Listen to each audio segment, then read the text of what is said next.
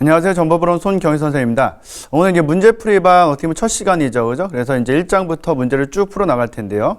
문제는 제가 이제 한 강의에 맞춰서 문제수를 이제 고려해서, 시간 고려해서 이제 나눠서 풀 텐데요. 한 장에 대한 문제는 이제 30문제든 40문제든 쭉 만들 거예요. 그죠? 그래서 거기에서 이제 지금 같은 시간도 첫 시간에 이제 1장의 문제가 15문제는 아닌데 첫 시간에서 이제 우리 지금 정보보 개요 문제풀이 1번, 2번, 3번 이런 식으로 해서 15문항에서, 그러니까 10문항에서 15문항 사이 정도씩 우리가 문제를 한 시간에 풀어본다고 생각하시면 되고요. 그래서 문제는 여러분들 보시면은 제일 먼저 20문제 정도씩 끊어서 한번 풀어보시는 게 좋을 것 같고요. 그 다음에 문제는 사실 그래요. 이게 이제 어차피 처음에 나오는 문제들 같은 경우는 좀 기본적인 문제들이 많기 때문에 20문제를 끊어서 문제 푸시더라도 이제 10분 정도면 충분히 푸실 수 있는데, 나중에 이제 암호화 쪽이라든지 아니면 조금 더 이제 생각을 많이 풀어야 되는 부분들만 이제 또 모아있는 문제들이 있죠. 그죠? 그래서 예를 들어서 만약에 이제 암호화 쪽에서 계산해야 되는 문제들이 좀 몰려있다 이런 식으로 돼 있다면은 그런 부분에서 여러분들이 시간을 조금 더 조절하셔가지고 한 13분에 15분 정도. 그죠? 그러니까, 실제 우리가 이제 그 정보보로 문제를 다 풀면은 25문항을 만약에 우리가 이제 국문에서 푼다라고 한다면은 보통 한 15분 정도. 그죠? 잡고 문제를 푸시면 될 것 같아요. 15분 정도 문제를 잡고 푸시면은 15분 내외로 아마 여러분들 문제 풀 수 있을 것이고요. 그래서, 기존에 이제 문제처럼 굉장히 시간을 많이 요구하는 문제가 없다. 그죠? 계속해서 출제가 된다면은 여러분들 25문항을 갖다 이제 15분에서 개인적인 차이는 있을 수 있으니까 15분에서 17분 정도 잡고 문제를 푸시고요. 그래서 15분에 17분을 문제를 잡아도 항상 이제 1, 2분 정도, 그죠? 좀 더 여유 있게 이제 문제를, 그러니까 15분을 잡았다면은 13분에서 14분 안에 이제 좀 문제를 해결할 수 있도록 보셔야 되고, 17분도 마찬가지로 15분이나 16분 정도의 문제를 다 해결해서 진짜 이제 시간이 오래 걸리는 문제라든지 아니면 진짜 내가 몰라서 좀 찍어야 되는 문제들이 있다라면은 그 시간에 좀 더 확인할 수 있도록 하시는 게 좋을 것 같고, 시험장에서는 지금 우리가 이제 문제를 풀 때는 이제 20문제씩, 20문항씩, 25문항씩 끊어서 푸셔도 되는데 아마 이게 장별로 문항수가 많지 않은 것도 있어서 20문항이 아까 말씀드렸는데 그건 여러분들이 이제 시험이랑 똑같이 한번 25문항씩 풀어보겠다라고 하시면은 이제 그렇게 풀어보셔도 되는 것이고, 아니면 20문항 아니면 10문항씩 이제 끊어서 항상 시간을 좀 정해서, 중요한 건 이제 시간을 정해놓고 10문항으로 끊었다면은 내가 한 7분 만에 10문항을 다 풀겠다, 10문제를 풀겠다라고 한다면은 7분 안에 10문항을 다 보시면 되는 거니까요. 그죠? 그 안에서. 그러니까 7분 동안 10문항에 있는 문제 중에서 문제를 못 봐서 찍는 문제는 없게 하시면 돼요. 몰라서 이제 아예 모르는 문제가 나오거나 그러면 이제 그런 건 체크해 놓으시고, 시간이 오래 걸리는 문항들도 한번 이제 10문항 10번까지 다 본 다음에 그 이후에 시간을 볼 수 있도록 해 놓으시면 되는 거기 때문에 그렇게 이제 시간을 좀 잡고, 그러니까 중요한 건 시간을 좀 여러분들이 잡아 놓고 좀 풀어 보시는 게 일단 좋다라고 말씀드린 거고요. 항상 이제 우리 수업하기 전에는 여러분들 문제를 꼭 풀어 보시고 같이 이제 보시면 좋을 것 같아요. 그래서 일단 이제 정보보 개요에 해당되는 부분이기 때문에 문항이 아주 어렵거나 이렇지는 않겠지만 뒤에서 이제 우리가 봐야 되는 사항들이 좀 더 앞으로 나와서 설명되거나 이런 부분들은 분명히 있을 수 있다라고 보시면 되고요. 바로 이제 문제 들어가서 한번 볼게요. 그래서 그 전에 문제를 여러분들 한 번씩 반드시 풀어보시고 그 다음에 저랑 같이 문제를 한번 풀이해 보시면은 굉장히 도움이 된다라고 생각하시면 되고요. 1번에는 이제 정보에 대한 설명으로 옳지 않은 것은 이라고 되어 있어요. 그래서 정보라는 건 사실 이제 데이터랑 좀 구별이 되는 거죠. 그죠? 데이터랑 좀 구별이 되는 것이고요. 그래서 1번에 보시면 이제 정보는 데이터와 구별해서 어떤 목적에 필요한, 도움을 주는 어떤 사실이나 지식을 말한다라고 되어 있는데, 그러니까 이제 이거는 단순하게 데이터랑 정보만 구분한 거죠. 그죠? 그래서 데이터라는 것은 이제 자료라는 거죠. 자료라는 것은 어떤 의미를 부여할 수는 없다, 아직까지. 그죠? 그래서 처리 전이 되는 것인데, 우리가 보고 있는 이 정보라는 것은, 인포메이션이라는 것은, 데이터라는 건 사실 우리가 그냥, 데이터라고 쓰는데, 한글로 쓰면 보통 이제 자료라고 많이 하죠. 그죠? 여기서 말하는 건 자료와 정보의 차이점을 말한 것이고요. 결국 이 자료라는 것은 이제 정보를 만들기 위해서 뭐 한 거예요? 수집한 거죠. 그래서 이 자료에서 가장 중요한 어떤 개념은 이제 수집을 한 거죠. 그죠? 수집한 걸 갖다가 이제 실제 우리가 원하는 정보를 만들기 위해서, 정보라는 건 의미가 있어야 되고 그 의미가 있어야 된다는 것은 우리가 어떤 이제 의사결정을 내릴 수 있는 데 도움을 줄 수 있는 거다라고 보시면 돼요. 한마디로 한다면은 자료를 갖다가 이제 처리를 해서 가공을 해서 우리가 원하는 형태로 정보로 만드는, 그죠? 그런 부분이다라고 보시면 되고, 우리가 이제 어떤 의사결정을 할 수 있고, 그죠? 어떤 의미를 갖고 있는 것, 처리 후가 되는 게 우리가 말하는 정보가 된다라고 보시면 돼요. 그래서 지금도 이제 1번에서 자료랑은 구별이 된다라고 쓴 거죠. 어떤 목적에 필요한 도움을 주는, 그죠? 어떤 목적에 필요한 도움을 주는 사실이라든지, 그죠? 이게 중요한 거죠. 지식을 갖다 우리는 정보라고 할 수 있다. 한마디로 어떤 의미를 갖고 있고, 그죠? 의미가 있기 위해서는 분명히 처리 후가 돼야 돼요. 처리 전에 의미가 있다라고 보지는 않기 때문에 보통 자료는 처리 전이지만 우리가 보고 있는 정보는 처리 후다라고 보시면 되고, 의미가 있다는 건 어떤 그 사용자 의사 결정에 분명히 뭘 줄 수 있어요? 도움을 줄 수 있다. 그죠? 도움을 줄 수 있는 것을 갖다 우리는 이제 정보라고 한다. 인포메이션을 한다라고 보시면 되고, 1번에 이제 맞는 표현을 볼 수 있고요. 이번에 정보는 기업 활동을 위한 기본적인 요소가, 그죠? 기업 활동을 위해서 예전에, 그러니까 한마디로 뒤에 보시면 이제 산업화 시대라는 말이 나오는데, 자본, 노동, 정보, 이건 지식화 사회고요. 우리가 이제 여러분들 해설에도 제가 이제 써놨는데, 지식 정보화 시대, 지식 정보화 사회라는 말을 하죠. 그래서 여기서 이제 산업화 시대라기보다는 자본, 노동, 정보라는 게 필요하다면은, 실질적으로 이제 예전 산업화 시대에선 뭐가 있어야 돼요? 뭔가 어떤 일을 하려면 반드시, 그러니까 지금이랑 다른 점이 있다면 이제 온라인이 없다는 거죠. 지금 이제 어떤 쇼핑몰을 할 때 온라인을 할 수 있는데, 지금부터 한 50년 전, 100년 전, 그죠? 100년 전 생각해 본다면은, 그때는 이제 온라인이 없었으니까 어떻게 본다면. 그러니까 그때로 생각한다면은 지금 굉장히 획기적인 거죠. 우리가 따로 이제 어떤 토지가 없더라도 뭔가를 판매하고 할 수 있는 거잖아요. 온라인을 통해서. 그죠? 근데 오프라인 시대죠. 사실은 산업화 시대라는 것은 오프라인 시대에서는 누군가가 한마디로 한다면 소비자가 뭔가를 구입하기 위해서는 그걸 보여줘야 돼, 물건을. 그죠? 보여줘야 되고 그걸 직접 구매를 해가야 되잖아요. 그죠? 그러니까 지금 이제 우리가 온라인으로 이제 인터넷이 다 되니까 온라인으로 이제 그 온라인 쇼핑몰을 만들어서 그 안에다가 이제 상품을 쫙 놔두면은 사용자는 이제 인터넷, 네트워크를 통해서 이제 확인해 보고 필요한 걸 구매하는데, 그 전엔 그게 안 되죠. 그죠? 불과 100년 전만 하더라도, 100년 전이 아니라 몇십 년 전만 하더라도 매장에 가서 그 물건을 봐야지만 알 수 있는 거죠. 그죠? 물건 봐야지만, 아니면 말로 설명해 줘봤자 그걸 정확히 알 수 없으니까. 그래서 물건을 보고, 그 다음에 그 물건을 한번 이제 어떻게 된다는 설명을 들은 다음에, 그 다음에 구입을 하는 거죠. 그러니까 결과적으로 산업화 시대에는 생산의 3요소가 자본, 노동은 당연히 필요하겠지만 정보라는 것보다는 더 큰 게 이제 뭐가 돼요? 반드시 뭐가 있어야 돼? 땅이 있어야 돼, 토지가. 그죠? 그래서 지금 요게 이제 틀린 부분이 되는 것이고, 그래서 여러분들 해설에도 보시면은 지식정보화 시대의 생산의 3요소는 자본, 노동, 정보예요. 지금은 토지가 없어도 우리가 충분히 어떤 일을 할 수 있어요. 그죠? 할 수 있는데 이 당시에는 그렇지 않았다라는 것을 이제 지식정보화 시대랑 산업화 시대를 분리해서 얘기를 한 것이죠. 그래서 해설에도 이제 산업화 시대의 생산의 3요소는 자본과 노동과 토지다라는 말이 나와 있고요. 일단 그 말이 이제 일단 옳지 않은 거니까 정답이 될 수 있다고 보시면 되고, 근데 이번에 이제 정보는 기업 활동을 위한 기본적인 요소가 되고 있다. 아까 본 것처럼 지식정보화 시대에서 가장 중요한 것 중에 한 가지가 이제 정보라는 게 되는 거죠. 정보라는 건 좋은 걸 갖다가 관리하고 우리가 정보를 좋은 걸 갖다가 또 유통시킬 수 있다면은 그거 자체도 하나의 어떤 매출을 올릴 수 있는 사업이 또 될 수 있는 시대이기 때문에 사실은. 그래서 이제 이런 말들을 써놓은 것이고요.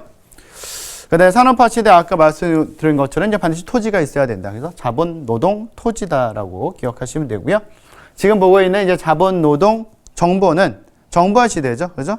지식 정보화 시대에서는 토지는 필요 없다. 사실은. 그래서 그 내용은 이제 요건 물론 다른 시험에 나왔던 문제인데 우리 시험에서도 요런 비슷한 어떤 그 공보 시험에서 출제된 적이 있으니까 기억을 해 놓으셔야 되고요. 그 다음에 4번의 정보는 유형에 따라 크게 유형자산과 무형자산. 그죠? 유형자산도 중요하고 무형자산도 중요하지만, 근래는 이제 무형자산이 좀 더 중요한 어떤 역할을 하는 것 중에 한 가지로 들어가고 있죠. 그러니까 무형자산이라고 한다면은 그 기업이 갖고 있는 어떤 노하우라든지, 그 기업의 어떤 신뢰도, 그죠? 이미지. 그러니까 요즘에 이제 빅데이터 시대가 되고, 그죠? 빅데이터 시대가 되면서 SNS라는 게 활발해지면서 한마디로 한다면 이제 빅데이터라는 건 데이터 양만 많아지는 게 아니라 데이터의 어떤 확산 속도가 굉장히 급속해지죠, 사실은. 그죠? 급속 확산이라는 어떤 데이터. 그런 특징을 갖고 있어요, 사실은. 그죠? 그래서 뭐 좋은 점도 많고 또 나쁜 점도 있어요, 사실은. 어떤 거에 대해서 뭐 어떤 사건이 저렸을 때 이게 굉장히 크게 퍼지는 그런 경향들이, 그죠? 보통 이제 연예계 쪽에서 많죠, 사실은 그런 것들이. 그죠?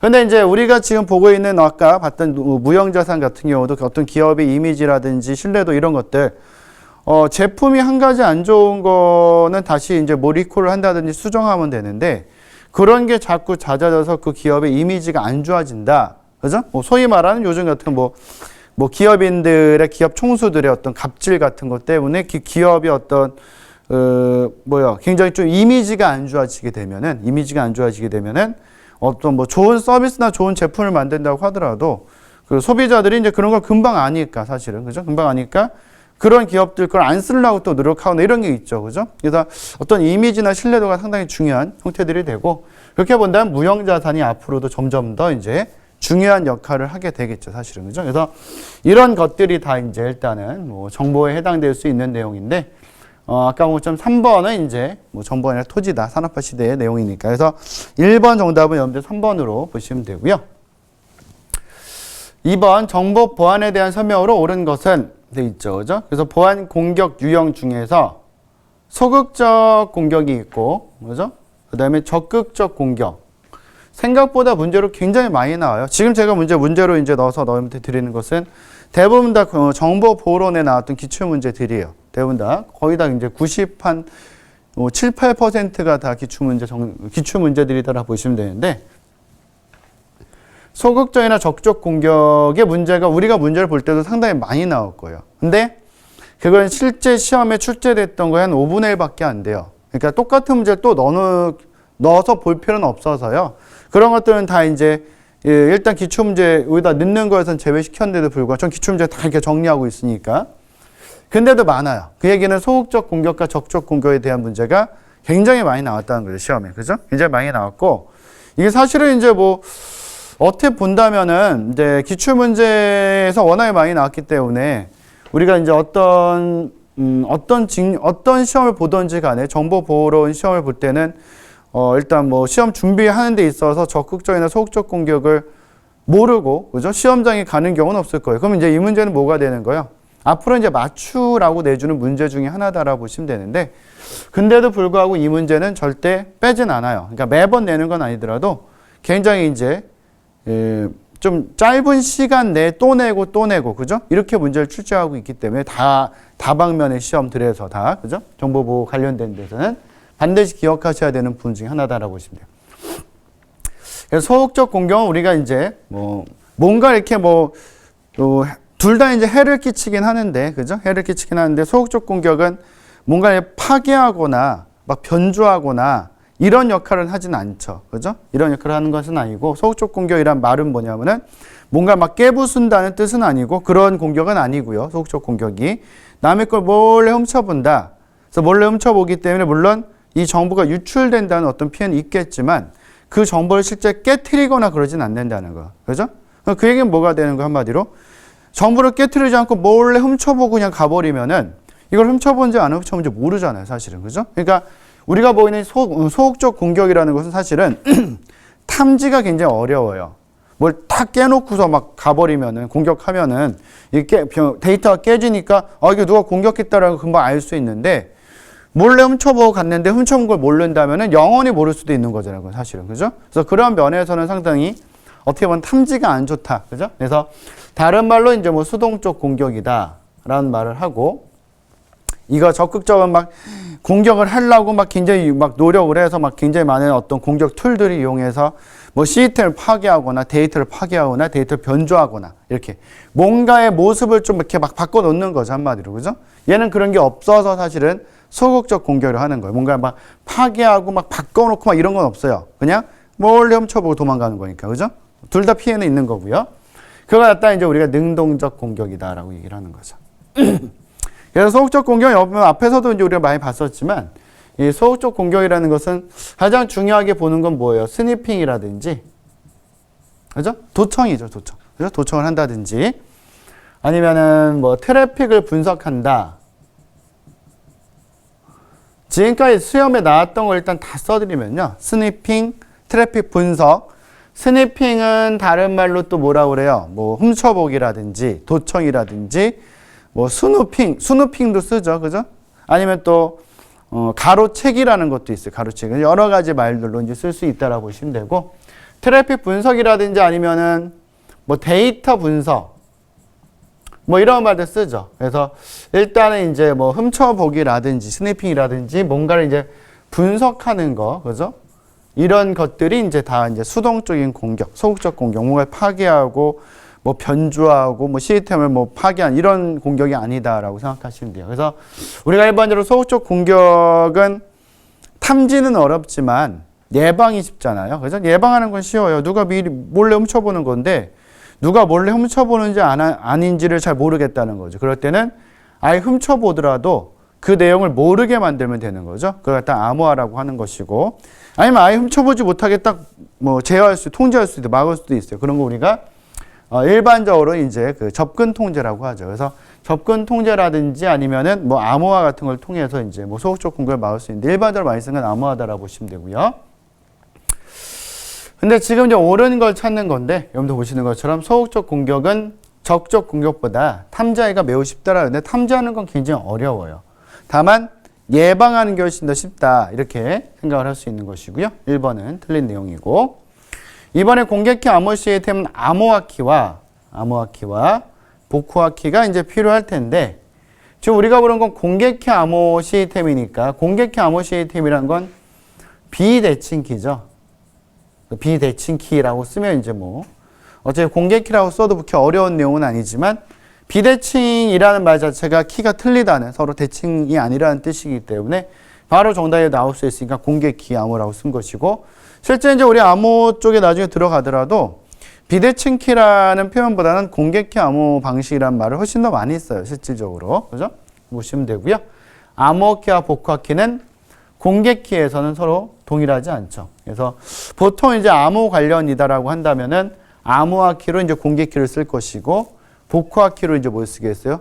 복호화 키로 이제 개인 키를 쓰겠죠. 그래서 일단 뭐 우리가 공개키 암호 시스템을 쓴다면은 가장 중요한 점은 암호 관련이든 인증 관련이든 간에 제일 중요한 건 개인 키는 절대로 누구한테 공개하거나 하지 않는 거예요. 어떤 상황에서도. 그러니까 수신자가 키를 만들든 송신자가 키를 만들든, 그러니까 공개키 암호 시스템에서 암호 관련은 누가 만들어요? 수신자가 공개키 개인 키를 만들잖아요. 그죠? 그래서 공개키를 암호화 키로 쓰는 것이고 개인 키를 복호화 키로 쓰는 거죠. 하지만 그 개인 키는 절대로 누구한테 주지 않고 자기만 갖고 있는 것이고, 뭐 인증 관련도 마찬가지죠. 송신자가 공개키와 개인 키를 만드는데 그 개인 키를 가지고 암호화를 하는 거죠. 도장을 찍는 거죠. 한마디. 자기가 만들었다, 이 문서. 그래서 개인 키를 가지고 암호화를 하고, 나중에 이제 수신자 복호할 때는 뭘 줘야 돼요? 공개키를 줘야 되겠죠. 그죠? 그래서 결과적으로 공개되는 건 항상 공개키고, 개인 키는 항상 누가 갖고 있어요? 키를 만든 사람이 갖고 있는 거, 항상. 그래서 절대 다른 사람 주는 것이 아니다 라는 거는 다 똑같다라고 보시면 돼요. 그죠? 기억하셔야 되고요. 그래서 2번도 이제 틀린 내용이고, 3번의 정보보호의 3대 목표는 기밀성, 무결성, 물론 접근 제어도 정보의 목표에 다 들어가요. 접근 제어라든지 인증이라든지 뭐 부인 방지라든지 다 들어갈 수 있는데, 우리가 일반적으로 말하는 3대 목표, 가장 중요한 거 말하는 거죠. 그죠? 굉장히 많이 나와요, 문제를, 이것도. 그죠? 그래서 이것도 아까 제가 소극적 공격과 마찬가지로 뭐 실제 시험에 나온 한 5분의 1 정도만 수록을 한 거죠. 왜냐면 다 똑같은 문제들이니까. 다음 중 정보의 3대 목표는, 그럼 이제 기밀성, 무결성, 가용성 말고 다른 게 들어있으면 그걸 정답으로 고르는 문제인데, 그게 뭐 다른 것만 뭐 부인 방지라든지 뭐 지금 보고 있는 접근 접근 제어, 접근 통제라든지 아니면은 인증 뭐 이렇게 바꿔놨을 뿐이지, 3대 목표는 다 똑같잖아요, 사실은. 그죠? 그러니까 그런 문제를 그게 10문제 지금까지 취임이 나왔다, 10문제 쫙 써놓고 풀어볼 필요는 없기 때문에 우리가 한 문제만 봐도 그건 충분히 알 수 있는 것이고, 그죠? 그래서 실제로는 훨씬 더 많이 출제가 됐다라는 거 기억하셔야 되고요. 기밀성, 무결성, 가용성이죠, 가용성. 그죠? 그래서 지금 이 문제는 옳은 걸 찾는 거니까 이제 3번도 틀린 내용이다라고 보시면 되고요. 4번에 부인 방지는 이제 non-repudiation이라는 걸로 우리가 쓰죠. 영어 단어도 아셔야 돼요. 기밀성, 무결성, 가용성도 마찬가지지만 뭐 책임 추적성, 뭐 non-repudiation 뭐 이런 것들 다 영어로만도 내요, 많이. 그냥 영어 단어로. 그러니까 단어 뭐 어려운 건 아니지만 우리가 계속 보니까 그죠? 어렵진 않지만 그래도 이제 문제가 나왔을 때 실수하지 않도록, 혼동되지 않도록 정확히 알아놓으실 필요는 있다는 거 여러분들 기억하셔야 되고요. 부인 방지는 뭐 그거죠. 받고도 안 받았다라고 한다든지 보내고도 안 보냈다고 하는 걸 막기 위함이다라고 생각하시면 되고요. 그래서 송신자나 수신자가 메시지를 주고받은 사실을 부인하지 못하도록 방지하는 것을 의미한다라고 되어 있죠. 그죠? 그래서 4번은 지금 부인 방지, non-repudiation에 대한 설명을 정확히 써놨고 사실 부인 방지는 두 명이서 할 수는 없어요. A, B 둘이서 나 너한테 보냈는데 왜 안 보냈다고 하냐. 싸움밖에 안 되는 거예요. 제3자가 반드시 있어야 되고 제3자가 있어야 된다는 건 부인 방지를 하기 위해서는 꼭 기억하세요. 부인 방지를 하기 위해서는 반드시 뭐가 있어야 된다고 했어요? 전자서명. 그러니까 여러분들 앞으로 이제 문제에서도요. 굉장히 많이 쓰여요, 이게. 전자서명이 들어있지 않은데 부인 방지가 된다고 써놓는 게 꽤 돼요, 사실은. 그죠? 근데 전자서명 개념이 없는데 부인 방지가 된다라는 말은 일단 다 틀린 거예요. 그죠? 다 틀린 거다라고 보시면 되고. 그래서 그러한 것들은 이제 앞으로 문제 나올 때도, 몇 문제 보다 보면은 그 패턴이 보여요, 이제. 그거는. 그래서 그런 부분들을 알아놓으시면은, 그러니까 뭐 부인 방지가 된다, 안 된다라는 것 자체를 뭐 인증이 들어있고 막 하다 보면 이제 굉장히 혼동이 되거든요. 됐었나? 안 됐었나? 그러는데, 요 개념을 처음부터 생각을 해 놓으시면 나중에 문제 풀기가 굉장히 수월해져요. 개념 알아놓으셔야 되고. 그래서 지금 여러분들 이제 보고 계신 2번의 정답은 이제 4번으로 보시면 되죠. 4번.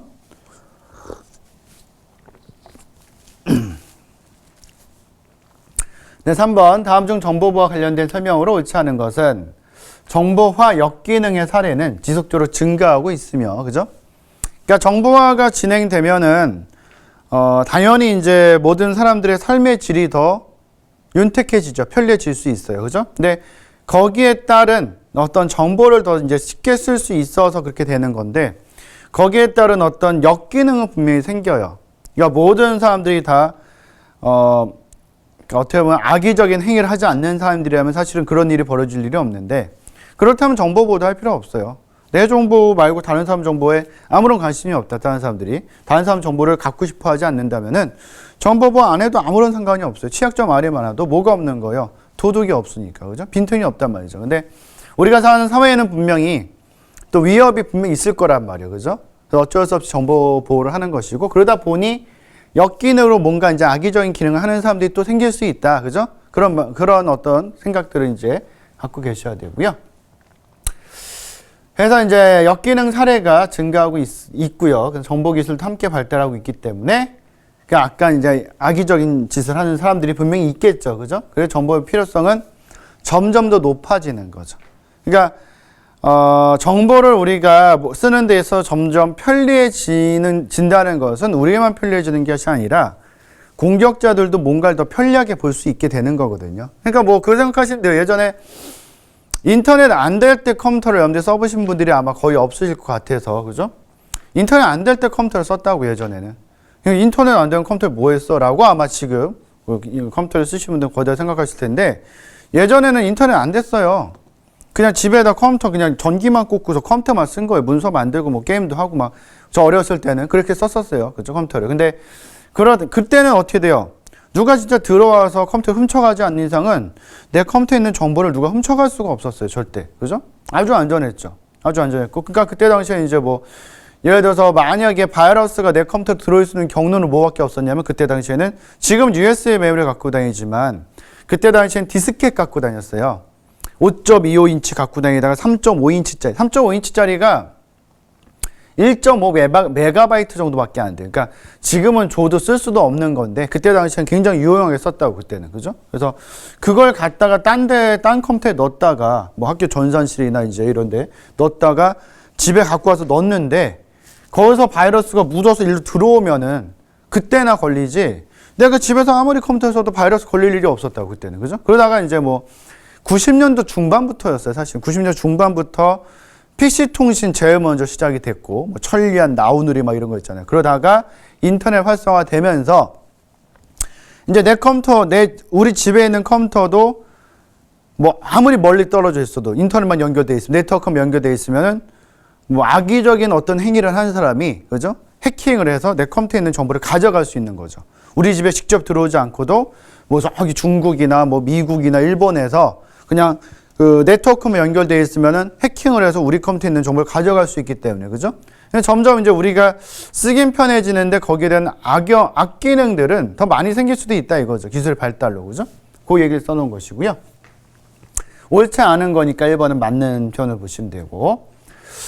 그다음에 기밀성은 정보 자산이 인가된 사용자에게만 접근할 수 있도록 보장해서 접근 권한을 가진 사람만이 실제로 접근하도록 하는 것이다. 그러니까 기밀성이라는 것은 사실은 이제 봐야 되는 사람만 알 수 있도록 만드는 거잖아요. 그죠? 그래서 보통 암호화 같은 걸 접근 통제를 많이 하는데 그 내용을 정확하게 이제 써놓은 것이고요. 3번 가용성을 유지하기 위해서는 데이터의 제일 중요한 게 이제 뭐 백업, 위험 요소 제거는 여기에 다 들어갈 수 있는 것이고, 근데 중복성 같은 말이요. 백업 받는다는 게 중복해 놓는 거잖아요. 그죠? 같은 데이터를 또 딴 데다 안전한 장소에 보관하고 있는 것이고, 운영 데이터에 문제가 발생되더라도 백업 데이터를 이용해서 바로 우리가 하고 있는 일을 계속 연속적으로 할 수 있도록 만들어주는 그런 개념이기 때문에 가용성이죠. 하고자 하는 일을 계속 할 수 있도록 만들어주겠다라고 보시면 되고요. 한 번 더 맞고. 4번은 이미 정보에 접근할 수 있는 주체 능력이나 주체 자격을 검증한다. 주체 자격 검증하는 거예요. 그러니까 아이디가 이 사람께 맞는지 검증해 보는 거. 우린 보통 못 써요. 패스워드 쓰겠죠. 그죠? 사용하는 수단은 인가가 아니라 어서리제이션이 아니라 인증이 되는 거죠. 인증. 그죠? 4번이 지금 틀린 내용이 되고요. 이건 어센티케이션이 되겠죠. 그래서 지금 현재 보고 계신 이제 3번의 정답은 4번으로 보시면 돼요. 4번으로 보시면 되고요. 4번의 보안 공격에 대한 설명으로 옳지 않은 것은, 그래서 1번 소극적 공격은 시스템의 정보를 알아내거나 악용하지만, 그죠? 시스템 자원에 영향을 주지 않는다. 그러니까 뭔가를 막 파괴하거나 변조하거나 이런 건 전혀 없어요. 그래서 우리는 뭐라 그래요? 소극적 공격이다라고 하는 거예요. 근데 소극적 공격이라니까 괜히 뭐 사용자에게 피해가 없다, 피해가 없으며 이렇게 쓰면 틀린 거예요. 피해는 있어요, 분명히. 그러니까 내 거 비밀번호예요. 나만 알아야 되는데 누가 몰래 훔쳐봤어요. 가장 손쉬운 것 중에 한 가지가 뭐 어깨 넘어보는 그런 것도 있잖아요. 그죠? 뭐 말 그대로 내가 뭐 어떤 사이트에 이제 뭐 아이디 넣고 패스워드 이렇게 넣는데 그거 몰래 훔쳐봤다가 적어놓고 나중에 그걸로 아이디 패스워드 접근하면 안 되잖아요. 또 그죠? 그것도 어차피 다 소극적 공격에 해당되는 거니까 분명히 피해를 받겠죠. 피해는 받을 수 있는데 소극적이란 말은 아까도 계속 말씀드렸지만 어떤 영향을 주지는 않는다는 거. 뭐 깨거나 뭐 이렇게 하진 않는다. 깨거나 변조하거나 하진 않는다. 그죠? 기억하셔야 되고. 적적 공격은 실제로 데이터를 변경하죠. 탐지하기 매우 어렵다라 되는데 이거는 적극적이 아니라 소극적이죠. 그죠? 그래서 지금은 옳지 않은 걸 찾는 거니까. 그죠? 옳지 않은 거니까 이게 틀렸네요. 적극적이 아니라 소극적 공격에 대한 내용을 이번에 써놓은 거죠. 그죠? 이번이 되는 것이고. 3번의 소극적 공격의 유형에는 메시지 내용 공개, 그죠? 뭐 트래픽 분석 같은 거 여러 가지가 있겠죠. 그죠? 그래서 메시지 내용 공개, 메시지 내용을 갖다가 못 봐야 되는데 이렇게 공개해서 보게끔 하겠다는 거예요. 그죠? 공격자들. 그러니까 어떻게 보면 약간 훔쳐보기 같은 개념. 그죠? 메시지 내용을 약간 절취해서 본다, 훔쳐서 본다 이런 내용. 훔쳐보기 같은 개념을 생각하시면 되고요. 4번의 적극적 공격의 유형에는 신분 인장, 서비스 거부, 도스 공격이죠. 뭐 재전송 공격 등등 뭐 여러 가지 있겠죠. 엄청 많겠죠. 그죠? 그래서 여러분들 4번의 정답은 2번으로 보시면 되고요. 그다음 5번 다음 정보보의 주요 개념에 대한 설명으로 옳지 않은 것, 그죠? 옳지 않은 것 찾아라라고 되어 있고요. 제약사항은 조직의 운영이나 관리상의 특수한 환경이나 형편에 의해서 발생하는 부득이한 조건들이다라고 되어 있는데 제약사항, 그죠? 이 제약사항에 가장 크게 걸리는 건 사실은 재정적인 거죠. 재정적인 문제가 가장 심각하게 걸릴 수 있는 부분 중에 한 가지고요. 그런 이제 부득이하게 발생하는 조건들 다 해당될 수 있고, 이번에 임팩트란 영향은 직접적인 손실로는 조직의 이미지 상실, 그러니까 간접적인 손실로는 조직의 이미지 상실이라든지 시장 점유율 감소, 재정적 손실 등이 있을 수 있다. 그러니까 뭐 영향에 대한 거 써놓은 거죠. 영향이라는 거는 언제 발생돼요?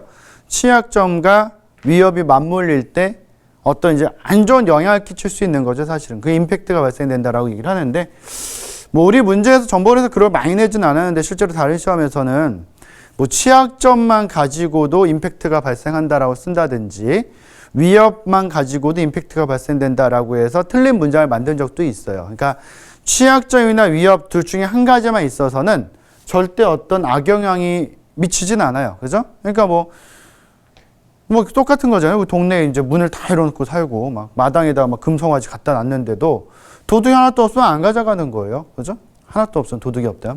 반대 경우도 마찬가지겠죠. 빈틈이 있는데 거기에 도둑까지 위협까지 있다면 그때 어떤 영향을 끼칠 수 있는 거기 때문에 그런 것들도 한번 간단히 생각을 해 놓으셔야 되고요. 2번도 맞는 내용이 되죠. 그죠?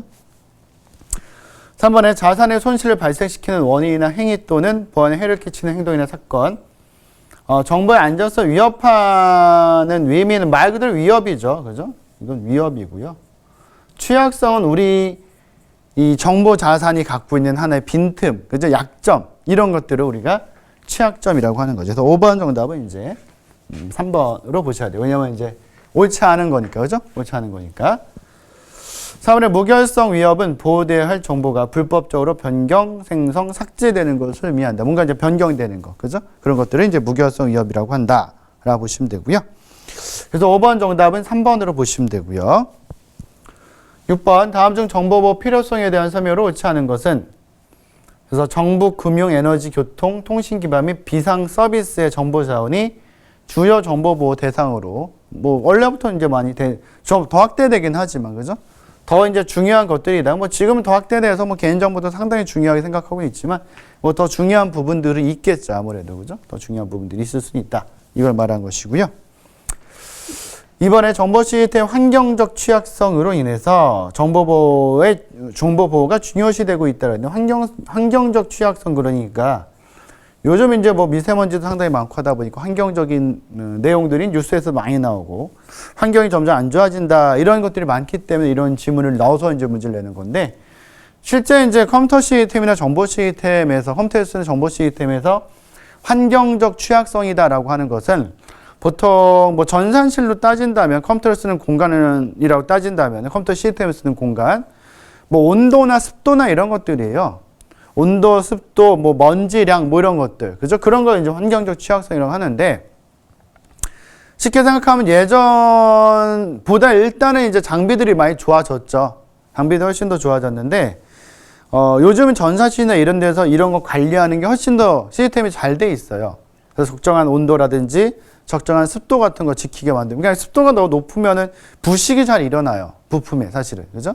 그래서 온도가 너무 뭐 높으면 또 이제 뭐 과부하가 많이 발생될 거니까 또 그죠? 여러 가지들이 있죠. 그죠? 그래서 요즘은 사실 뭐 전산실에서도 이제 뭐 컴퓨터를 쓰면서 예전보다는 장비가 뭐 전체가 다 좋아졌기 때문에 뭐가 뭐 이렇게 환경적으로 깨지거나 이런 건 거의 없는데 예전에는 그런 게 많았었어요. 그러니까 그런 게 좀 미흡해. 전산실에서도 이제 뭐 쓰는데 말고 안 쓰는데 있고 막 이렇게 컴퓨터 관리하다 보면은 뭐 램 같은 거 깨지는 경우는 하다 있고, 그죠? 그다음에 뭐 CPU가 깨지는 건 아니지만 롬도 간혹가다 그런 경우 있고, 롬도 그런 경우 있고, 하드디스크가 깨지는 경우도 있어요, 실제. 근데 그건 이제 실제 뭐 전산실을 운영하면서 보면요, 지금은 안 그렇지만은 한 20년 전, 25년 전에 보면은 거의 한 20년 전 이 정도에 보면은 전산실 직접 운영하면서 보면요. 하드디스크가 이렇게 많이 깨져요. 그러니까 전산실에 컴퓨터를 이렇게 배치를 했다가 전산실 여러 개 있으면 하나는 이제 뭐 비워놓는다든지 거기 있는 컴퓨터를 뭐 창고로 옮긴다든지 이렇게 된단 말이에요. 그래서 겨울을 한번 나면은 오히려 이제 뭐 컴퓨터를 쓰고 있지 않은 상황에서 뭐 우리는 아무리 더워봤자 뭐 40도 이상이 막 되거나 그러지는 않기 때문에 온도가 높아서 컴퓨터가 고장나는 경우는 거의 없어요, 사실은. 컴퓨터를 돌리지 않고 있는 상황에서는. 근데 컴퓨터를 돌리지 않고 있는 상황에서 추울 때가 오히려 더 잘 깨지더라고요, 실제. 제 경험을 비춰보면은, 뭐 지금 컴퓨터들이야 뭐 안 그렇겠지만 20년 전 컴퓨터 같은 경우는 뭐 한 50대 중에서 한 10대 이상은 하드가 깨지더라고요. 그러니까 온도가 굉장히 내려갔다가 올라오면은, 그러니까 영하 뭐 20도, 30도 내려가지는 않죠, 우리나라가. 많이 내려가봤자 뭐 영하 한 3도에서 5도 사이 정도 될 것 같은데, 그죠? 그 정도. 많이 떨어져 영하 10도 정도 떨어질래나요, 그죠? 근데 그걸 한번 겪고 나면은 램이나 다른 장비보다는 하드디스크가 상당히 많이 깨졌어요, 예전에는, 그죠? 근데 요즘은 이제 물론 장비가 좋아서 안 그렇겠지만, 그러니까 그런 거는 예전보다 훨씬 더 좋아지고 있어요, 그죠? 그래서 온도 습도 막 맞춰서 전산실이나 이제 서버실 이런 데 있잖아요, 다 관리를 하기 때문에 이게 뭐 안 좋아져가지고 정보보호가 더 중요시, 이건 아니죠. 이것 때문에 그런 게 아니라 정보보호가 중요시 되는 것은 정보를 여러 사람들이 손쉽게 쓸 수 있게 됐기 때문에, 그죠? 그래서 손쉽게 쓸 수 있어서 굉장히 편리한데, 살기가 굉장히 편해졌는데, 이거 다 좋은 쪽으로만 쓰면 상관이 없는데 악용하는 사람들이 생기는 거죠. 그러다 보니까 또 있는 거죠, 항상 악용하는 사람들이. 그러니까 악용하는 사람들한테도 더 남의 정보를 손쉽게 쓸 수 있는 어떤 기회가 생기는 거잖아요, 그죠? 그러다 보니까 이제 정보보호가 더 중요시 되는 거예요, 사실은, 그죠? 이렇게 보시면 돼서 6번 정답은 지금은 이제 옳지 않은 거니까 2번을 보시면 되고요. 3번에 정보화 사회로 오면서 전자상거래, 전자정부 등 사이버 공간에서의 활동이 당연히 증가되고 있고, 근데 정보의 안전성과 신뢰성에 대한 중요도도 굉장히 많이 더 증가되고 있죠. 그래서 6번 정답은 2번으로 보시면 되고요. 7번 공격 유형에는 적극적과 소극적이 있다. 이걸 또 물어보는 문제네요, 그죠? 다음 중 공격 유형에 대한 설명에서 옳지 않은 것은, 그래서 데이터를 암호화하여 전송하면 소극적인 공격을 방어할 수 있다, 그죠? 암호화해서 보내면은 훔쳐보기를 한다든지, 그죠? 뭐 도청을 한다든지 하더라도 그 내용이 뭔지 모르죠. 당연히 방어할 수 있는 부분들. 이번에 송수신자의 신분 및 통신 시간 등을 유치하기 위해서 적극적인 공격, 뭐 송수신자의 신분이라든지 통신 시간 등을 유추한다라고 됐죠, 그죠?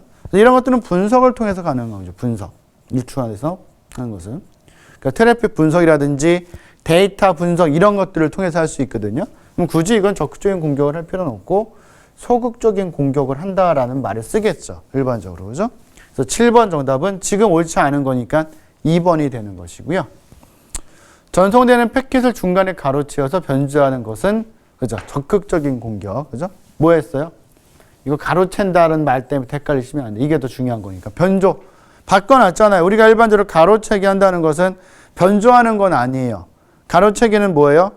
지나가는 데이터를 원래는 가로채는 거였는데 지금은 가로채는 게 아니라 지나가는 데이터를 복제만 해놓고 그 데이터는 원래대로 지나가게 만들어 놓는 거예요. 그러니까 송수신자 간에는 누가 이걸 복제했는지 훔쳐본지 몰라요, 아예. 그죠? 아예 모르는 거예요. 그죠? 영원히 모를 수도 있는 것이고, 사실은. 네, 여기서는 요 말이 들어있기 때문에 사실 적극적 공격에 해당이 되죠. 뭔가 파괴하거나 변조하거나 이런 건 다 적극적 공격이다. 기억하셔야 되고요. 그러니까 이런 지문은 소극적 공격이라고 이제 좀 더 지문 길게 쓰면서 이렇게 가로채는 거를 좀 강조하면서 이걸 뒤쪽으로 빼놓으면은 지문이 굉장히 많이 혼동될 수 있어요. 그러니까 조심하세요. 그러니까 일단은 소극적 공격은 뭐 파괴하거나 변조하 이런 건 다 안 된다라는 것만 정확히 머릿속에 생각하고 있으면 이런 함정에 절대 걸리진 않을 거니까 기억하셔야 되고, 3번의 소극적인 공격은 네트워크를 통해 전송되는 패킷을 단순히 분석하거나, 그죠? 훔쳐보거나 이런 것들이 소극적인 공격이 되겠죠. 그래서 7번에는 지금 정답이 이제 2번이 되고요. 2번. 옳지 않은 걸 찾는다라고 보시면 되고. 8번에 보시면 이제 위협은 손상의 원인이 될 가능성을 제공하는 환경의 집합을 말할 수 있다. 다음 중 위협에 대한 설명으로 옳지 않은 것은 이렇게 됐네요. 그죠? 그래서 위협은 자연재해와 인적인 위협으로 나눌 수 있고, 뭐 자연재해도 있고, 이제 인적인 위협도 있겠죠. 그죠? 근데 이제, 자연재해는 위도적인 위협은 없죠. 그죠? 위도적인 건 없는데, 인적인 위협에서는 위도적과 비위도적으로 뭐 나눌 수 있다라고 보시면 되는 것이고, 관점에 따라 위도적, 비위도적으로 나뉠 수 있다. 그죠? 이렇게 써놓은 거죠. 이번에 정보 누출 위협은, 정보가 이제 뭐 유출된 거죠. 요즘 보통 유출이라 많이 쓰고, 보호돼야 할 정보가 권한이 없는 사용자에게 알려지게 되는 것을 말한다. 이게 유출된 거죠. 그죠? 보면 안 되는 사람이 어떤 정보가 유출되면서 그걸 보게 됐다. 그죠? 이걸 말한 것이고. 3번에 혼합형 보안 위협은 바이러스와 웜, 그러니까 이런 것들은 이제 요거 그대로 써놓고 이게 무슨 보안 위협이냐 이런 걸 써놓기 때문에 이런 것들 알아놓으세요. 이 문제에서. 그러니까 어려운 부분은 아니에요. 한 번만 봐도 맞출 수 있는 부분인데 한 번도 안 보고 시험장에 가서 이런 질문이 나오면은 이게 혼합형 보안 위협인가? 이름이? 아니 다른 게 될 수도 있는데 이렇게 생각한다고요. 당연한 건데도 불구하고 그죠? 그러니까 이런 이름들은 좀 생각을 해놓으시면은 4가지 정도 보안 위협이 있으니까 충분히 문제를 맞출 수 있어요. 그래서 뭐 이런 복합 방법으로 위해 정도 및 감염 속도를 최대한 컴퓨터 네트워크 공격이다. 그래서 뭐 프로그램 취약성부터 해서 뭐 공유 전파 루틴, 자동 확산 등의 여러 가지 혼합된 공격 말 그대로. 그죠? 이걸 혼합형 보안 위협이라고 얘기를 하는 것이고요. 사원에 보호되어야 할 정보가 불법적으로 생성, 수정, 삭제되는 것을 의미하는 것은 우리가 이제 정보를 갖다 보호하고 있는데 그 정보가 불법적으로 생성, 수정, 삭제, 뭔가 변경이 이루어졌다. 그죠? 변경이 이루어졌다면 뭐가 깨지는 거예요? 무결성이 깨지는 거죠. 그죠? 무결성이 깨지는 거기 때문에 서비스 거부 위협. 서비스 거부 위협은 뭐겠어요? 도스 공격에 해당되는 위협이에요. 도스 공격. 그러니까 도스 공격에 해당되는 위협이라는 것은 가용성을 떨어뜨리려고 하는 공격이죠. 그죠? 그러니까 우선 서비스 거부 위협이 아니라 이제 무결성. 그죠? 무결성 위협이 되겠죠. 무결성. 그죠? 지금은 이제 뭐 8번 문제는 설명으로 옳지 않은 것은 이니까 나머지는 다 이제 거기에 해당되는 걸 써놨는데 4번은 무결성 위협을 갖다가 이제 서비스 거부 위협이다 이렇게 써놓은 거죠. 그죠? 그래서 정답은 4번으로 보시면 되고요. 9번 소극적 공격. 뭐 쉽게 볼 수 있죠. 그죠? 뭐 있어요? 트래픽 분석. 데이터 분석. 더 중요한 것 도청, 스니핑. 그죠? 스니핑, 도청, 훔쳐보기 등등 뭐 여러 가지 있겠죠. 그죠? 그래서 9번 정답 1번 쉽게 볼 수 있고 나머지는 다 뭐예요? 적극적 공격이 돼요. 재전송이라든지 뭐 변조, 모디피케이션, 패브리케이션, 그죠? 위장. 그다음에 신분 위장 이제 매스크레이딩 돼 있는데 패브리케이션이 더 많이 나와요. 실제로는. 그죠? 그래서 그런 것들은 다 적극적. 1번만 소극적. 그래서 9번 정답은 1번으로 보시면 되고 10번에 정보보호의 특성으로 옳지 않은 것은 정보보호 대책의 설치 시 필요성을 확신할 수는 없다. 우리 정보보호를 한다고 해서 뭐 이랑 똑같은 거예요. 우리가 집에 도둑이 들까봐 막 담을 높게 쌓고 막 경비견 몇 마리 기르고 막 CCTV 달았는데 도둑이 안 들어와요. 그럼 내가 괜히 막 이런 거 펜스 설치하고 막 이러는 바람에 1억 썼는데 돈 괜히 날렸네 라고 생각할 수도 있는데 그렇지는 않은 거죠. 왜냐하면 그런 게 없었으면 도둑이 들어왔을 수 있는 거니까. 그죠? 무슨 말인지 아시겠죠? 그러니까 정보보호 대책 설치를 할 때 이게 진짜 뭐 꼭 필요하다. 안 필요하면 더 좋은 거예요, 사실은. 그죠? 그러니까 예를 들어서 막 펜스 치고 막 경비원 두고 막 했는데 다음날 일어났더니 막 벽 한 군데 막 뚫고 막 들어오다가 걔한테 물리고 다시 도망가 막 이렇게 막 난리 쳐놨어요. 그럼 또 보수해야 되잖아요, 사실은. 그죠? 그러니까 아예 못 들어올 것 같으면 안 들어오면 더 좋은 거예요. 그죠? 그러니까 정보보호 대책의 설치 시 필요성을 확신할 수는 없지만 일단 그게 있어서 어떤 도둑이 못 들어오는 걸 수도 있는 거고 만약에 들어온다고 하더라도 그것 때문에 막을 수도 있는 거죠, 사실은. 그죠? 그렇게 기억을 하셔야 되는 거고요. 그러니까 처음에 이제 이건 뭐 당연한 말이 되는 것이고 이번에 2가지 이상의 대책을 동시에 사용하면 위험은 당연히 크게 줄일 수 있죠. 그죠? 한 가지보다 2가지, 2가지보다 3가지, 3가지보다 뭐 N가지. 그래서 우리는 보통 보안을 어떻게 해요? 계층형으로 만들어요. 딱 한 번만 아주 정확하게 뭐 보안을 하겠다라고 만드는 게 아니라 뚫릴 수 있거든요. 하나 뚫리면 다음 게 또 맞고 다음 게 또 맞고 이런 식으로 계층형으로. 그죠? 그러니까 만드는 게 좋다라고 보시면 되고 3번에 정보 시스템의 성능에 도움을 주지 못해요. 우리가 이제 보안을 어떤 정보 시스템을 그냥 쓰는 거와 그죠? 그냥 쓰는 거와 이쪽은 보안을 해놨어요. 보안을 해서 쓰는 거와는 많이 틀리겠죠. 그죠? 그러니까 정보 보안 안 했을 때는 그냥 들어가 쓰면 돼요. 쓰는 사람도 굉장히 편해요. 그냥 들어가 쓰면 돼요. 하지만 어떤 문제도 있어요. 공격자도 그냥 들어갈 수 있겠죠. 그죠? 그럼 공격자 그냥 들어가서 그냥 데이터 갖고 나오니까. 그죠? 도둑이 마치 걸어 들어가서 은행 들어가서 현금 갖고 나가는 건 똑같은 거죠. 그죠? 보안성이 떨어지는 거고. 그러다 보니까 우리는 이제 어떤 장치를 해놓는 거잖아요. 보안 장치. 그러니까 우리가 들어갈 때도 인증을 하고 들어가야 돼요. 그래야지만 들어갈 권한이 없는 애는 인증이 안 되니까 못 들어가는 거죠. 한마디로. 막히는 거죠. 한마디로. 한마디로 한다면은 이 정보 시스템 하나 쓰는 데 있어서도 정보 보안이 없어요. 필요 없다면 더 빠르게 쓸 수 있는데 정보 보안 때문에 아무래도 인증 절차는 밟아야 될 거 아니야. 그 외에도 여러 가지 있겠지만 그러다 보면 좀 늦어질 수는 있는 거죠. 그러니까 우리가 지금 하고 있는 정보 보호라는 것은 성능에 도움을 주지 못해요. 오히려 정보 보호를 하게 되면 어쩔 수 없이 성능은 좀 떨어질 수밖에 없고, 그건 결국은 이제 기밀성과 가용성이죠. 기밀성을 보안성으로 생각하셔도 돼요. 그죠? 기밀성과 가용성을 마치 시소에 태우는 거랑 똑같다. 그러니까 우리가 보고 있는 정보 보호라는 것은 이 시소에 균형점을 찾는 게 제일 중요한 거예요. 그러니까 그래서 우리가 정보 보호를 할 때 위험 관리도 마찬가지지만 제일 먼저 하는 게 뭐예요? 자산을 갖다 분석하는 거죠. 그래서 자산을 정확히 분석하지 않으면은 기밀성을 이렇게 높일 필요 없는데 기밀성을 괜히 높이다 보면은 가용성이 떨어지니까 쓰기가 힘들 거 아니에요, 한마디로. 그죠? 그래서 그걸 잡는 게 중요하고, 분명히 이제 정보 시스템에다가 우리가 정보 보호를 한다는 것은 보안성이 높아지는 것이기 때문에 조금이라도 가용성은 조금이라도 떨어질 수 있는 거죠. 그렇다면 정보 보호가 없는 것보다는 정보 보호가 있는 게 성능 면에서는 조금 더 떨어질 수 있다. 성능은 조금 더 안 좋을 수 있다라는 거 기억하셔야 되고, 10번 정답은 3번으로 보셔야 됩니다. 그죠? 4번 정보 보호의 특성상 완벽하게 달성할 수는 당연히 없죠. 그죠? 완벽한 정보 보호는 절대 있을 수 없어요. 10번 정답은 여러분들 3번으로 보시면 되고요. 11번 다음 중 정보보호 관리 활동에 대한 설명으로 옳지 않은 것은 관리적 보안 전담 조직 구성. 관리적에 뭐가 들어가요? 인적 자원, 인적 자원들이 다 들어가요. 관리 보안 전담 조직도 거기에 해당되는 거니까, 그죠? 마찬가지고.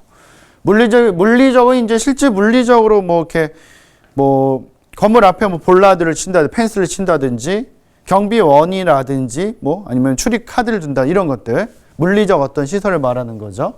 서버실에 누가 드나드는지 보면은 서버실에서 뭔가 잘못된 걸 금방 또 알 수 있으니까 출입일지, 물론 이제 서버실에 들어가서 뭔가 이제 뭐 인증을 밟고 들어가겠지만, 그죠? 출입일지까지 작성을 하게 만든다라는 의미가 되고요.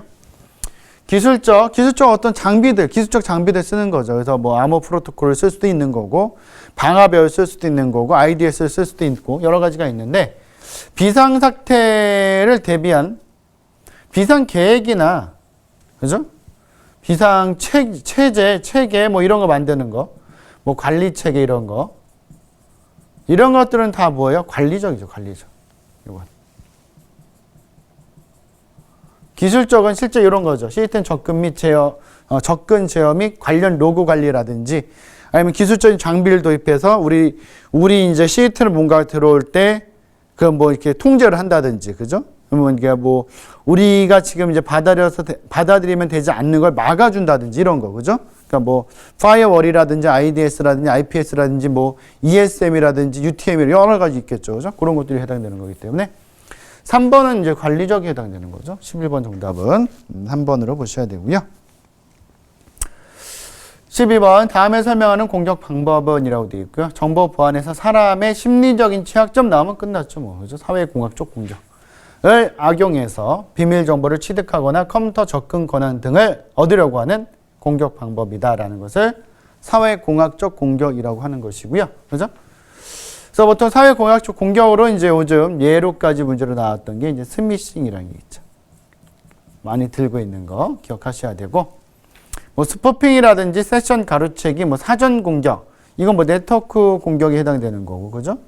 스푸핑은 이제 속임수, IP 스푸핑이라든지 뭐 DNS 스푸핑, ARP 스푸핑 여러 가지가 있을 것이고, 사전 공격은 딕셔너리 어택이니까 비밀번호, 그죠? 그러니까 패스워드 크래킹 공격 중에 하나죠, 그죠? 보시면 돼요. 그래서 12번 정답은 2번으로 보시면 되고요. 13번 다음 중 사회공학적 공격을 방어하기 위한 대책으로 가장 적절하지 않은 것은, 사회공학적 공격 앞에서 뭐라 했어요? 사람의 심리적인 취약점을 악용하여. 실제 그 만리장성 같은 경우도 최초에 뭐 사회공학적 공격을 했다 이런 게 있거든요, 실제 기록이. 그러니까 만리장성 같은 경우도 그렇게 뚫으려고 막 하는 군데 그 위에 뭐 흉족인지 흉노족인지 그걸 막으려고 만리장성 쌓았는데 그 위에 있는 족이 이제 계속 그걸 뚫으려고 공격을 했는데, 물리적으로 막 뚫고 막 별짓 다 했는데 못 뚫은 거예요. 그러다 결국은 나중에 만리장성이 뚫리는데 그게 사회공학적 공격을 뚫린다 이런 말을 해요. 그러니까 아무리 물리적으로 막 그때 뭐 폭탄 없었으니까 막 뭐 돌 투척기를 하고 막 그 뭐 이렇게 뭐 성문 여는 거 있죠, 영화 보면 나무 이렇게 막 열이 들어가서 막 찍고 막 이런 거 있잖아요. 해도 안 열리던 게 몇 년 동안 안 되던 게 결국은 그 성지기가 하나 있어요. 그 만리장성마다 이제 성이 있으니까 쫙 가다 성이 있고 있으니까 그 성지기한테 계속 뇌물을 줘가지고 사회공학적 공격을 한 거죠. 그죠? 계속 뇌물을 줘서 문을 열어달라 이렇게 한 거죠. 그래서 결국은 걔가 그 성지기가 배신한 거죠. 문을 열어서 그쪽으로 들어와서 만리장성을 뚫렸다. 이런 기록이 있거든요. 그래서 최초로 어떤 사회공학적 공격을 당한 게 만리장성이다. 뭐 이렇게도 얘기를 하더라고요. 그죠? 사회 심리를 이용한 거예요. 그죠? 심리. 접근을 부여하는 절차와, 그죠? 위반 시의 보고 절차 같은 거 수립하면 훨씬 낫겠죠. 그죠? 필요할 것이고. 방화범이나 침입탐지 시스템을 방화범이나 침입탐지 시스템으로 사회공학적 공격을 막을 수는 없는 거죠. 이거는 사람이 심리를 이용하는 거지, 뭐 이걸 어떤 기술적으로 뚫고 들어가려고 하는 게 아니잖아요. 그죠? 이건 아닐 거고. 그죠? 취약점과 의심스러운 행동에 대한 어떤 행위 같은 거, 이제 패턴 넣어놓고서 그걸 보고하고 교육하는 거라든지 제일 좋은 건 사실 적절한 보안 정책 있는 거죠. 그죠? 적절한 보안 정책을 가지고 지속적인 이제 교육 홍보를 계속 해야 돼요, 사실은. 그죠? 그래야지만, 또 안 당하는 거잖아요, 우리가. 그죠? 그러니까 예를 들어서 스미싱 같은 것도 우리가 아니까 안 당하는 거지, 이거를. 그죠? 처음에 뭐, 스미싱이라는 말 하나도 모르는데, 난데없이 우리한테 뭐 청첩장이 날라왔어요. 그래서 눌러볼 거 아니에요. 그죠? 그럼 지금 같으면 안 눌러볼 거 아니에요. 이거 내가 모르는 거면은 스미싱인가? 의심을 하는데, 모르면 걸린다고요, 사실은. 그죠? 그래서 적절한 보안 정책도 필요하지만, 거기에 대한 충분한 어떤 교육과 홍보와 훈련 이런 게 필요해요. 그래야지 이런 공격들을 안 당할 수 있다라고 기억하시면 되고요. 13번 정답은 2번으로 보시면 되고요. 그다음 14번 능동적 보안 공격에 해당하는 것만을 모두 고른 것은 이라고 되어 있네요. 그죠? 능동적 도청은 소극적이니까 아닐 것이고. 그죠? 감시도 그렇죠. 감시한다고 뭐 감시하고 있는데 이 데이터가 파괴되거나 뭐 이렇게 되는 건 아니잖아요. 그죠? 변조되거나 그게 아니죠. 그냥 보기만 하는 거니까. 신분 이장이라든지 뭐 서비스 거부 이런 걸 통해서 이제 뭔가를 갖고 나가거나 이제 막 뭐 시스템 못 쓰게 이제 뭐 가용성을 떨어뜨린다든지 이런 것들이 이제 능동적 적극적에 해당이 되겠죠. 그죠? 디귿 리을에 해당되는 4번이 정답이 된다라고 보시면 되고요. 15번 정보 시스템 보안 취약성 중에서 가장 큰 취약성을 보이는 것은 이라고 되어 있네요. 그죠? 가장 큰 거는 뭐예요? 요즘 더 이제 많이 강화하려고 노력을 하는 것인데 인적 자원에 대한 취약점이에요. 그것도 이제 근래는 아무래도 이제 대단히 어떤 그 개인정보 유출 사고가 많이 있고 그런 것들이 보고될 때 이제 뭐 외부에서 어떤 해킹에 의해서 사건이 진행된 것도 있지만 내부자에 의해서 사건이 또 일어나는 경우도 있거든요. 근데 이제 외부에서 일어나는 어떤 공격은 막는 계층도 많고요. 그게 발견됐을 때 어떻게든 막으려고 하다 보면은 유출되는 정도가 좀 적어질 수 있는데 내부자에 의한 유출은 사실 막을 수도 없고요. 사실 막을 수도 없고 한번 개인정보 유출되면 굉장히 많은 개인정보가 또 유출될 수 있거든요. 사실은. 그리고 또 개인정보가 유출된지 모르게끔도 할 수 있어요. 그러니까 굉장히 문제가 큰 거죠. 그래서 실제 이제 인적 자원은 관리적에 들어가기 때문에 관리적 취약성이 가장 어떻게 보면 취약성을 많이 보이는 것이고 큰 취약성을 보이는 것이고 그래서 인적 자원은 다른 게 없죠, 사실. 그죠? 인적 자원을 어떤 취약성을 이제 좀 막기 위해서는 이제 사실 뭐 교육, 홍보, 훈련 이거밖에 없죠. 그죠? 그거 말고는 뭐 일하는 사람 뭐 맨날 묶어놓고 막 딴 데 아무 데도 가지 못하게 하고 여기서만 일할 수 있게 할 수 있는 건 아니니까 절대. 그죠? 이 사람들은 집에도 왔다 갔다 하고 해야 되는데 언제든지 자기가 원한다면 이제 할 수 있잖아요. 사실. 그죠? 내부자들은. 그러니까 그런 걸 하면 안 된다라는 거를 어떻게 보면 계속 이제 교육시키고 이제 훈련시키고 홍보시키고 이런 거밖에 없으니까. 그죠? 그래도 또 이게 이제 뭐 그렇잖아요. 사회공학적 공격이라는 게 이제 뭐 자꾸 그런 유혹이 들어온다고요. 개인정보를 관리하는 사람한테 유출해라. 그럼 돈이 얼마가 된다. 이런 유혹이 들어와도 자기 신념을 갖고서 이제 그런 걸 뿌리치다가 분명히 이제 뭐 사람이 살다 보면 이제 어떤 일들이 이제 생기잖아요. 굴곡이 있으니까. 그죠? 그래도 뭐 집안에 누가 굉장히 아프거나 뭐 돈이 많이 들어간다라고 하면 또 그런 유혹에 또 쉽게 빠질 수 있어서. 그죠? 그런 것도 이제 그렇게 되지 않도록 계속 교육, 훈련, 홍보를 해야 돼요. 관리 잘 해야 된다라고 보시면 되고. 그래서 인적 취약성이 이제 가장 취약하고 그게 이제 관리적 취약성에 들어갔기 때문에 15번 정답은 2번으로 보시면 될 것 같아요. 2번으로. 그래서 일단은 문제 15개를 이제 전부 개요해서 한번 풀어봤는데요.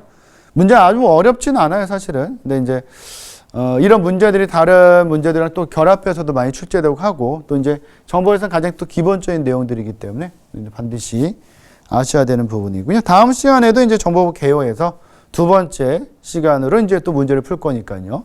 오늘 풀었던 거 뭐 많이 정리하실 거 있지는 않을 거예요. 그죠? 근데 좀 이제 어떻게 본다면 약간은 지문 형태로 길게 또 문제가 나올 수 있는 형태들이 있는 부분이니까 그런 부분도 신경 써서 잘 보셔야 되고 오늘 여기까지 보고 다음 시간에 이제 정보부 개요 문제 풀이 2번 시간 다시 만나볼 테니까요. 그 전에 문제 꼭 풀어보시고 오늘 이제 공부했던 내용도 한번 꼭 정리해 놓으세요. 그래서 오늘 여기까지 보고요. 다음 시간에 다시 뵐게요. 예. 수고하셨습니다.